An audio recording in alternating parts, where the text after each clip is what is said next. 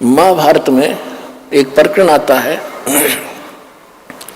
कि जब युद्ध का समय हुआ, अर्जुन मना कर रहा था मैं युद्ध नहीं करूंगा, श्री कृष्ण जी में युग काल प्रवेश करके उसको डरा धमका रहा है, फिर ज्ञान समझा रहा है, तो युद्ध कर ले, तुझे कोई पाप नहीं लगेगा, मैंने सब मार रखे।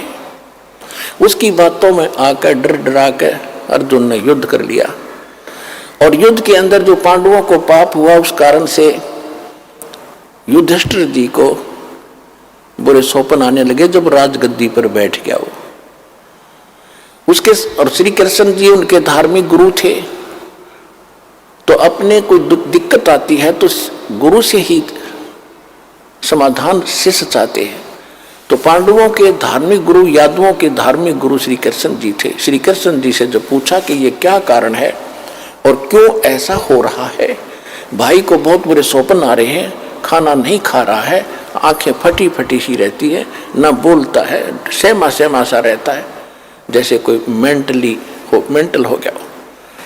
श्री कृष्ण जी ने बताया कि तुमने जो महाभारत में बंधु घात किया, चाचे ताऊ भाई बहन भतीजे मारे, सेना मारी, वो पाप तुम्हें दुखी कर रहा, सेध रहा, वो पाप कर्म तुम्हें आड़े आ गया, इसका समाधान।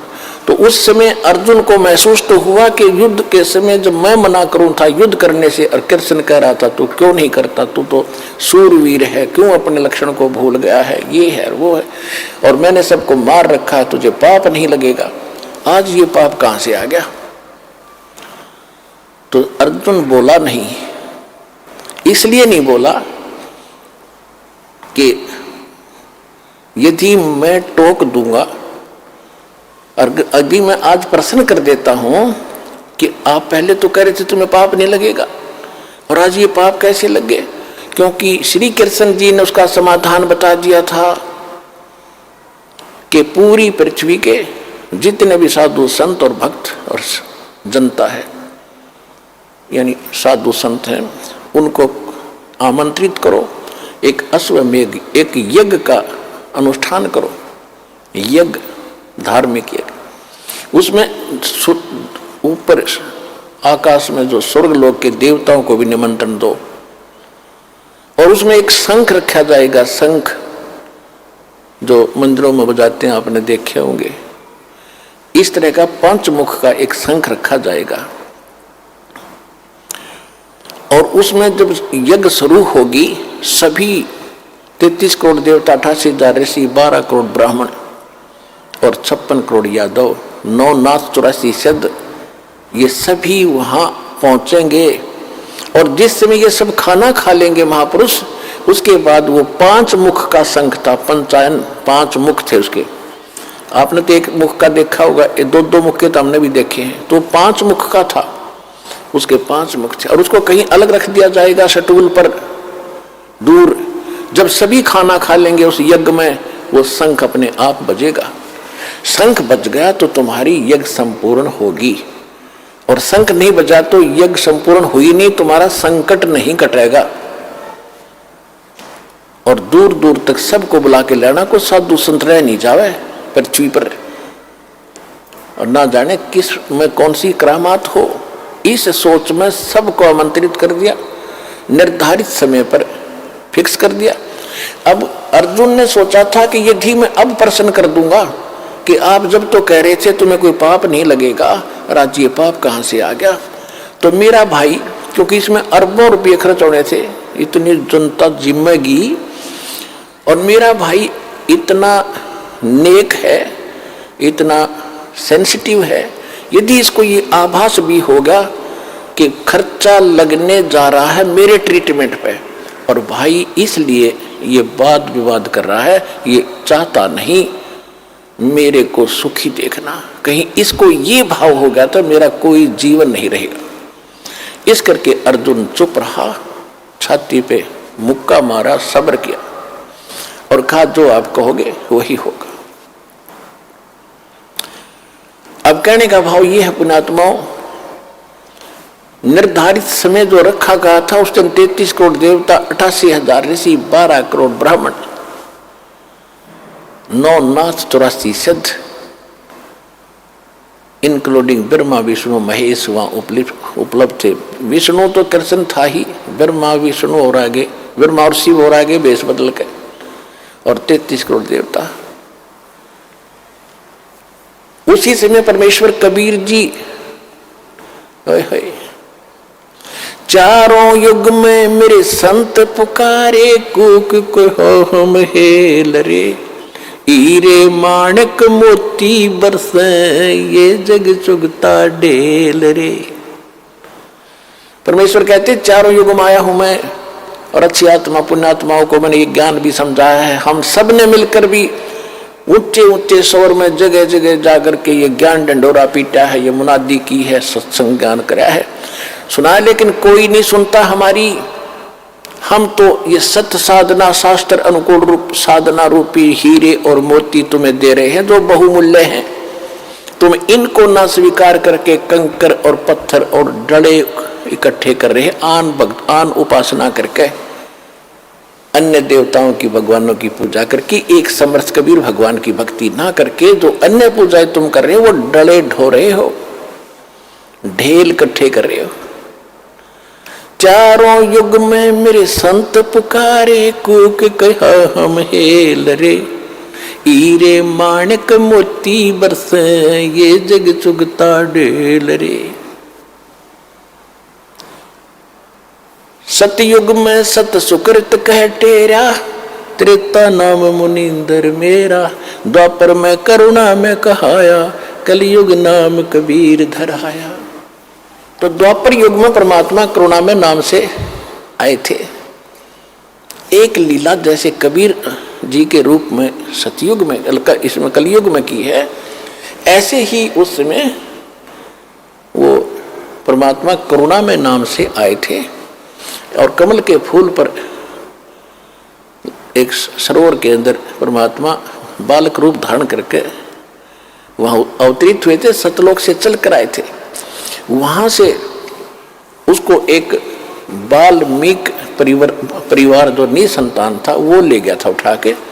तो उस समय परमात्मा बाल्मीक कहलाए थे, क्योंकि बाल्मीक जाति ऋषि वाल्मीकि जी के बाद उसके अनुयायियों की बनी है, जो सतयुग में प्रारंभ होगी थी वाल्मीकि जाति। तो उस जाति में जन्मे थे वो, तो वहां परमात्मा वो उठाकर ले गए थे दंपति कबीर जी को। तो इस कारण से वो वाल्मीकि कहलाए दाता। और उसी वाल्मीकि के उस यानी वाल्मीकों में ही एक स्वपच नाम का एक सुदर्शन थे, सुदर्शन नाम था। केवल उसने भगवान को पहचाना था। उसने भी जब पहचाना था जब मालिक ने ऊपर ले जाकर उसको वापस छोड़ा था। उसके बाद उसका बिल्कुल भ्रम निवारण हो गया था। लेकिन सुदर्शन के माता पिता नहीं मानते थे, और खुद परमात्मा के माता पिता भी नहीं मानते थे। वो भी रामकृष्ण इन्हीं के पुजारी थे, विष्णु ब्रह्मा शिव जी के। लेकिन सुदर्शन जी ने बालिक का ये ज्ञान नाम भक्ति ग्रहण किया था। तो उस दिन भीम जो पांडवों का भाई था भीम, उसकी सेवा उस साइड में लगी थी ये निमंत्रण देने की, इन्विटेशन देने की।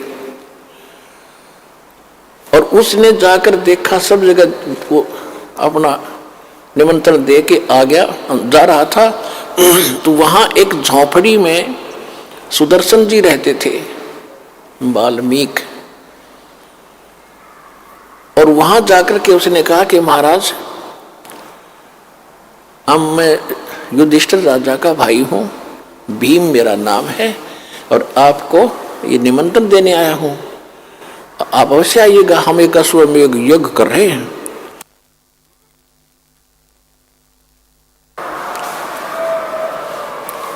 और परमेश्वर कबीर जी ने सुदर्शन जी को बता दिया था, करुणा में रूप में आए हुए थे भगवान, विद्यमान थे वहां पर, उस समय वर्तमान थे। उनको बता दिया था कि ऐसे ऐसे ये इन महाभारत जो किया है इनको बहुत हानि होगी। और काल ने युद्धास करा दिया, 18 करोड़ आदमी मरवा दिए और पाप इनका सिर रखवा दिया पांडुआ का, और इनका बहुत बुरा हाल होगा। सुदर्शन इतना कहर इन्होंने कर दिया, राज खुश होकर राज कर रहे हैं। कितने दिन करेंगे इस राज को, इतने जीव मरवा के। पाप का मालगाड़ी भर ली इन्होंने मूर्खों ने। कहते हमारा ज्ञान किन्हें ना सुनिया, पर भी लेड़ जात है दुनिया। हमारी ज्ञान नहीं सुनते, और बकवादों में कहीं पर भी नहाने जाओ, कभी तीर्थों पर जा रहे हैं, कोई और साधना कर रहे हैं। तो सुदर्शन जी को बात याद आ गई, गुरु जी बता रहे थे ये तो वो आदमी है। तब सुदर्शन जी ने कहा कि अरे भीम, तुम्हारे अन्न को जो खाएगा वो सीधा नरक में जाएगा, ऐसी गलती सुदर्शन नहीं करेगा। तुम तो अपराधी व्यक्ति हो, तुमने लाखों बहन करोड़ों बहन विधवा कर दी, करोड़ों बहन बच्चे अनाथ कर दिए रे। अब उस नरक को खा रहे हो, उस रक्त को चाट रहे हो, और जो तुम्हारे अन्न को खाएगा वो भी तुम्हारी तरह नरक में जाएगा। हम नहीं आएंगे, यदि मुझे बुलाना है तो जैसी अश्व जो यज्ञ तुम करने जा रहे हो ऐसी यज्ञ 100, ऐसी यज्ञों का 100 का फल मुझे दे दो, तब मैं तुम्हारे ग्रास तोड़ू, न कौन नरक में जा, ऐसे पाप के अन्न को खा के। अब भीम भी पहलवान था, मोटे दिमाग के व्याघ्र पहलवान, और फिर राज की ताकत, बॉडी की ताकत, श्री कृष्ण जी की ताकत के हमारे साथ भगवान रहते हैं। तो कहने लगा कि बाबा जी ज्यादा मत बोला, यदि मुझे मेरे भाई और भगवान कृष्ण का मुझे डरना होता, तेरा मुंह न तोड़ देता पीट पीट के। खबरदार फालतू बकवास करिए, तो आना होता ये ना मत आइए, ये कैसे कह दिया हम अपराधी हैं। अब सुदर्शन जी चुप हो गए। भाई कहते साकट और सवान ने उल्टा जवाब नहीं दे। भीम गुस्सा करके आ गया, क्या तेरे बगैर हमारी यज्ञ संपूर्ण नहीं होगी? ऐसे ऐसे मन मन सोचता हुआ रहा, ऐसे ऐसे ऋषि आएंगे, 33 करोड़ देवता आएंगे, श्री कृष्ण जी रहे वहां पर, ये तो फॉर्मेलिटी कर रहे हैं। मन में सोची भीमसेन ने, जब वो सारे 33 करोड़ देवता, 88,000 ऋषि, 12 करोड़ ब्राह्मण, 9 नाथ गोरखनाथ जैसे, और विश्वामित्र और ये मार्कंडे जैसी तोब वहीं बैठी थी। गोरखनाथ जैसी जो सोने को भी पहाड़ बना देता था, वो भी वहीं विद्यमान थी वो आत्मा।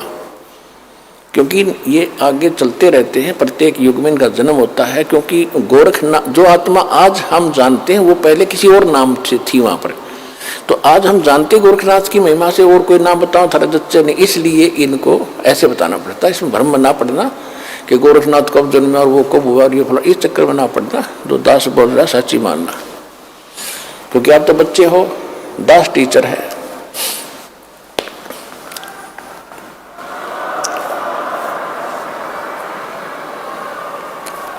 अब बताओ, 33 करोड़ देवता, 88,000 ऋषि और 12 करोड़ ब्राह्मण, 56 करोड़ यादव, श्री कृष्ण जी के वंशज 56 करोड़ थे द्वारका में।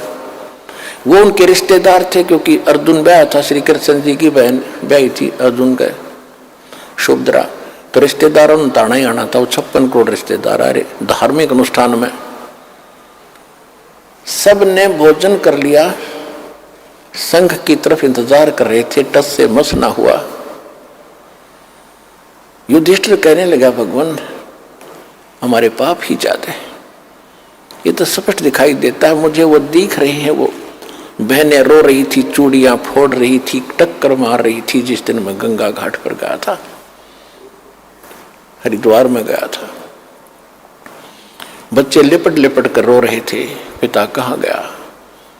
आज मुझे वो याद आ रही है कि हम बहुत पापी हैं, लेकिन अब ये समाधान मुश्किल लगता है। तब श्री कृष्ण जी ने कहा कि इसका समाधान करने वाला संत पहुंचा ही नहीं है। युधिष्ठिर को कुछ आशा जागी कि कौन है ऐसा महापुरुष, या गले नहीं उतरी युधिष्ठिर के कि श्री कृष्ण जी ने भोजन खा लिया और ये 9 नाथ 84 से 33 करोड़ देवता 88,000 ऐसी 12 करोड़ ब्राह्मण वेद के वक्ता जिन चारों वेद कंठस्थ कर रखे थे, दुनिया को बड़ी महिमा सुनाते थे, सिद्धियां भी रखते थे, सबने भोजन कर लिया, शंख नहीं बजा, और कौन है पृथ्वी पर। तब श्री कृष्ण जी ने कहा भाई एक फिर युधिष्ठिर जी ने पूछा कि भगवान क्या इन महापुरुषों के भोजन से ये समाधान नहीं हुआ, क्या ये साधु संत इतने तपस्वी नहीं है। श्री कृष्ण जी ने कहा कि तपस्वी ना है, ये तो 84 के ढोर हैं, अगले जन्म में कोई गधा बनेगा, कोई कुत्ता, ये अभिमान के मारे हुए हैं, इनके पास वो भक्ति नहीं है। युधिष्ठिर के ना जच्ची यह बात, कैसे ऐसे ऋषि और वहां ऐसे वशिष्ठ मुनि जैसे भी आ रहे, क्योंकि आत्मा ये स्वर्ग में है, ये कभी आ सकती है जब तक ये पुण्य है, इनका चक्र तो फिर बन जाएगा जब अगले जन्म में गधेर कुत्ते बनेंगे। सुर नर मुनि जन 33 करोड़ी ये बंदे सभी निरंजन डोरी, यानी निरंजन के ही संविधान में है। और इसका संविधान क्या है, कोट जन्म तन भर मत होगे, कुछ ना हाथ लगा रे, कुकर सुकर खरबया बोरे, कौवा हंस बुगारे। इंद्र कुबेर ईश की पदवी, ब्रह्मा वरुण धर्मराया, विश्वनाथ के लोक को जाकर फिर भी उल्टा आया। इनका जन्म नहीं समाप्त होता। ये पोस्ट है 33 करोड़ देवता, 88,000 ऋषि, व्यास जी आदि, तो ये मर जाएंगी, अगले बार दूसरी आत्मा इन पोस्टों पर होंगी, ये कुत्ते गधे सुअर बन जाएंगे। श्री कृष्ण जी ने अपना आशीर्वाद देकर दिखाया कि देख, कोई अपने आसन पर जहां वो बैठे थे, कोई गधा बनकर खड़ा है, कोई कुत्ता बनकर, कोई सर्प बना है, कोई केंचुआ बना है। उस दृश्य को देखकर युधिष्ठिर घबरा गया कि भगवान ये लीला बंद करो, मैं देख नहीं पा रहा हूं, ये हालत होगी इनकी। हाँ, ये हालत होगी इनकी भविष्य में, ये लीला नहीं, ये सच्चाई है। फिर भगवान कौन है ऐसा महापुरुष जिससे हमारा उद्धार हो। तो श्री कृष्ण जी ने कहा कि ऐसे यहां से इतनी दूरी पर और वो स्थान है, वहां एक महापुरुष रहता है जो सतगुरु का शिष्य है, वो ही एक भक्त है, उससे ही ये कल्याण हो सकता है। ये भी परमात्मा की रजा थी, श्री कृष्ण की जो दृष्टि खोल दी, उसको वही दिखाई दिया, अब वो संत है जिससे यह बात बन सकती है। तो फिर पूछा कि उस साइड में कौन भेजा था निमंत्रण के लिए, कि भीम भेजा था। तो भीम को बुलाकर पूछा कि आपने इस महापुरुष को निमंत्रण दिया या नहीं। भीम ने कहा जी निमंत्रण तो दिया, लेकिन वो तो कुबोल आदमी है, वो अच्छा आदमी नहीं है। श्री कृष्ण जी ने पूछा भाई देखो, आपकी जो सेवा दी थी वह पूरी करनी चाहिए थी, कौन कैसा है ये आपने नहीं देखना होता है, वो तो यहाँ ही बेरा पट्टेगा कौन कैसा है। और यह कोई बात थी तो हमें बताना चाहिए था, क्या हुई बात, उसने क्या कह दिया ऐसा कि सुदर्शन। भीम बताता है कि उस महापुरुष, उस संत ने, भगत ने ये कहा कि मैंने जब अपना इंट्रोडक्शन दी कि मैं भीम हूँ, युधिष्ठिर का भाई हूँ, और ऐसे ऐसे मैं ये कर रहे हैं अनुष्ठान, आप भी आइएगा। उन्होंने कहा कि तुम्हारे अन्न को तो वो खाएगा जिसने नरक में जाना हो, तुम तो अपराधी व्यक्ति हो, घोर पाप कर रखा तुमने। श्री कृष्ण को मालूम था कि यो भी पहलवान है, इसने भी कुछ बकवास जरूर करी होगी। तो आपने क्या उत्तर दिया कि मैंने ये उत्तर दिया कि यदि मुझे भगवान का डर ना होता, मेरे भैया से मैं बहुत शर्म करता हूँ, नहीं तो तुझे मैं यही समार देता, तेरा मुंह तोड़ देता। ऐसा कुबोल बोला उसने। श्री कृष्ण जी ने कहा देखो, साधु संतों के साथ इस तरह बोलना भी पाप है। तूने एक अपराध और कर लिया, भले आदमी, तुम इतनी संकट के अंदर खड़े हो आज, और उसने कौन सी झूठ बोल दी। अपराधी हो तभी तो तुम इतना दुख हो रहा है, नहीं तो नहीं होता ये, और उसके बिना ये हो नहीं सकता। मुझे बताना चाहिए था, चले मेरे साथ, उसके बिना यह बात बढ़े। अब तो उनके जमीन छोटी पड़ गई थी, उनको कारण बीड़ी धरती होगी, और कोई हो नहीं रहा संकट जो का, तो करोड़ अरबों रुपये खर्च भी हो लिए, अब मरता क्या नहीं करता, बिल्ली बिग्गी बनकर, बिल्ली बिग्गी बिल्ली बनकर। और वो भी साथ साथ श्री कृष्ण जी बोले चलो मेरे साथ, पांचों पांडव छठे कृष्ण जी और रथ लेकर के वहां पहुंचे। एक योजन यानी 4 कोस की दूरी पर रथ छोड़ दिया, रथ पीछे पीछे आ रहा है और पांचों पैदल चल पड़े। श्री कृष्ण जी ने जाकर, उस दिन क्या हुआ कि सुदर्शन जी ने ये बात जाकर बताई अपने गुरुदेव करुणामय अर्थात परमेश्वर कबीर जी से कि भगवान भीम आया था और ऐसे ऐसे कह रहा था, मैंने तो उसको मना कर दिया। परमात्मा बोले बहुत अच्छा किया बेटा, न जल का मर जाता, इतना पाप है उनके ऊपर तो, ऐसे अन्न को खाना नहीं चाहिए। अब परमात्मा बोले वो फिर आएंगे भाई, क्योंकि उनका काम तो बनना ही नहीं है, बनना ही यहाँ से है, वो तो हमसे ही बनेगा। और बेटा अवश्य आएंगे, फिर भी वो आएंगे, नाक रगड़ेंगे तेरे पास, माफी मांगेंगे, वो देख लेना जब उनका काम बनेगा। अब सुदर्शन ने सोचा भी ये तो फिर दुखी करेंगे, वो तो वहां से छोड़ के झोपड़ी और भ्रमण पर निकल गया महीने 20 दिन के लिए। उधर से वो आ रहे थे, परमात्मा ने अपनी महिमा बना के रखनी थी, अपने भगत की इज्जत रखनी थी और अपनी भक्ति की टेक रखनी थी, इज्जत रखनी थी, जनता में जनाना था कि हमारी भक्ति ऐसे ऐसे फल सबसे ताकतवर और श्रेष्ठ है।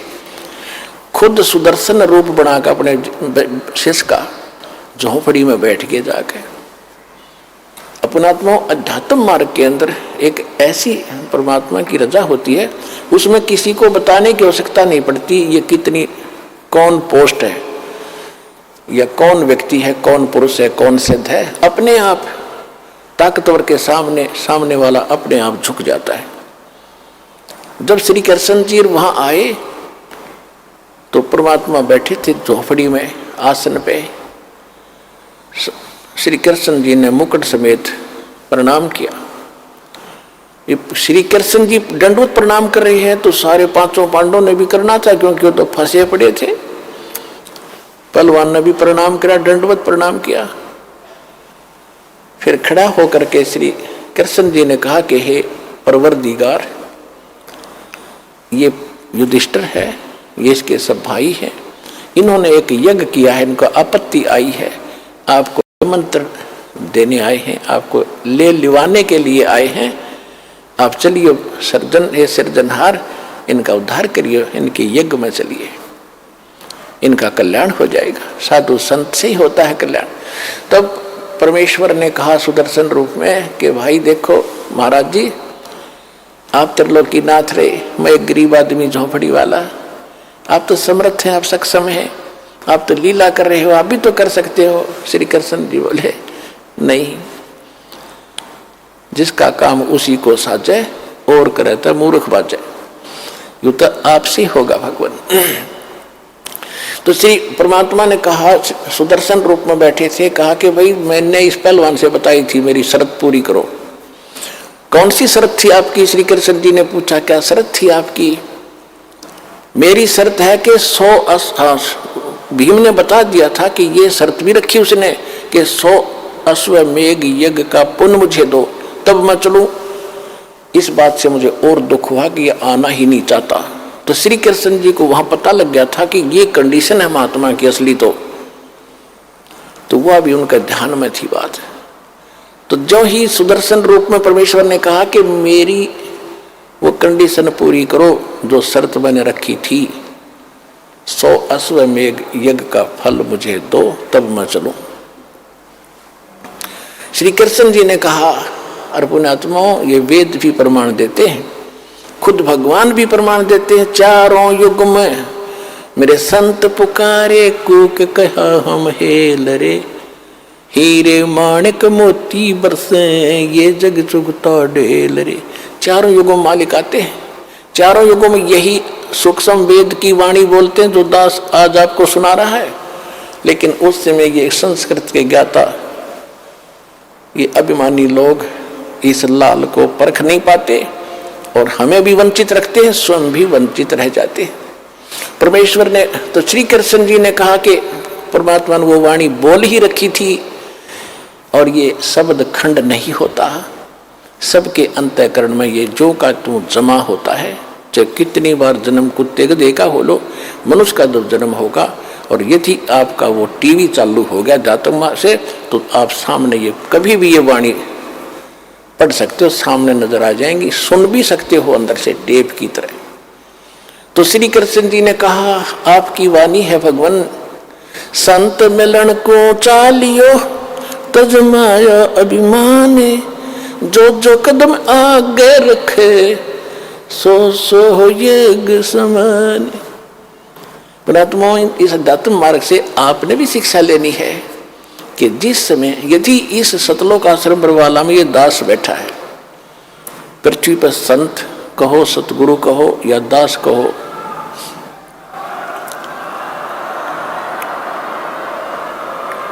जिसके पास वो अनमोल खजाना है जो किसी के पास नहीं है, इससे वो अनमोल खजाना प्राप्त करने की विधि कैसे है? संत मिलन को चालियो तजमाया अभिमान, जो जो कदम आगे रखे ओ हे ये समान। अब जैसे आप यहाँ आते हो, अपनी पद, अपनी ताकत, अपनी ऊंची जाति, सम्मान, पद, इसको भूल के आया करो, यहाँ मत लेके आया करो। ये बीमारी है, ये तो रोग है भयंकर इस जीव के लिए। यहाँ तो एक दास बनकर आओ। जैसे बच्चा विद्यालय में जाता है, वो चाहे कितने बड़े अधिकारी का है, किसी राजा का है, किसी का है, वहाँ तो एक साथ पढ़ता है, एक जैसा बैठता है और बच्चे उसको खुरकाते धमकाते, इधर बैठ, चलो इधर बैठ। वो उस समय कभी कंप्लेंट नहीं करता अपने माँ बाप को जाके, वो मुझे धमकाता था, वो मुझे खुरकाता है, वो बच्चों की तरह ही रहता है। तो यहाँ आपने आके, चाहे कितना उच्च पोस्ट हो आपकी, ये उच्च पोस्ट तक 2 दिन की है, फिर कई पोस्ट मिल जाएंगी, गधे कुत्ते सुअर की जाए, यहाँ ठीक ठाक ना रहे तो वो भारी पड़ जाएंगे आपको। इसलिए यहाँ आकर विनम्र रहे, अधीन रहे, इस मन को सेट करना है। जब तक हम अधीन नहीं होंगे भगवान राहत नहीं देगा। इसलिए श्री कृष्ण, उनको परमात्मा ने लीला करनी थी कि श्री कृष्ण में ऐसी प्रेरणा भरी, उसने जाति दंडोत प्रणाम किया तो 5 पांडवों ने भी किया। अगर वो प्रणाम नहीं करते तो भी राजा नहीं बख्शते दाता। ये नियम है दाता का। सबको पहले कोई भी कहते सोचल छिद्र मैं करूं, अपने जन के काज, अधीन होना पड़ेगा भगवान के निकट आने के लिए। अहंकार से भगवान 100 कोस दूर है।